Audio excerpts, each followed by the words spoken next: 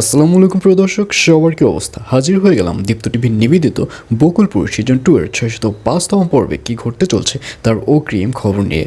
এই পর্বে আপনারা দেখতে পারবেন লীলাবতীকে দেখা যাবে সে এবার খলিলদের বাড়িতে যাবে এবং সেখানে গিয়ে খলিলকে বলবে তুমি আতাখার কোনো কথাই বিশ্বাস করবে না, কারণ আতাখা হচ্ছে একটা বাজে লোক।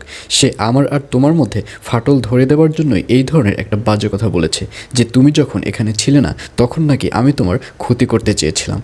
আর এইসব কথা শুনে খলিলকে দেখা যাবে হাসতে এবং খলিল বলবে ভাবি আসলে আমি বাচ্চা না, কে সত্য কথা বলে আর কে মিথ্যা কথা বলে এটা কিন্তু আমি কথা শুনেই খুব ভালো করেই বুঝতে পারি, সুতরাং আমাকে নতুন করে আপনি বোঝাতে আসবেন না।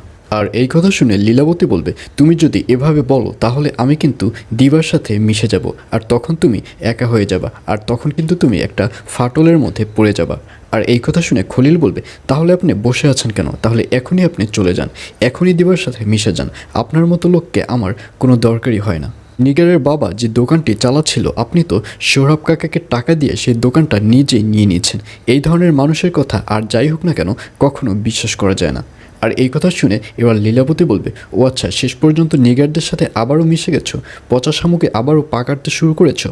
আর এই কথা শুনে খলিল বলবে সেটা আমার ব্যক্তিগত ব্যাপার, আমি পচা শামুকে পা কাটি বা ভালো শামুকে পা কাটি এটা নিয়ে আপনাকে আর কোনো কথা বলতে হবে না। আর এই কথা শুনে লীলাবতীকে দেখা যাবে সে ওখান থেকে চলে যাবে।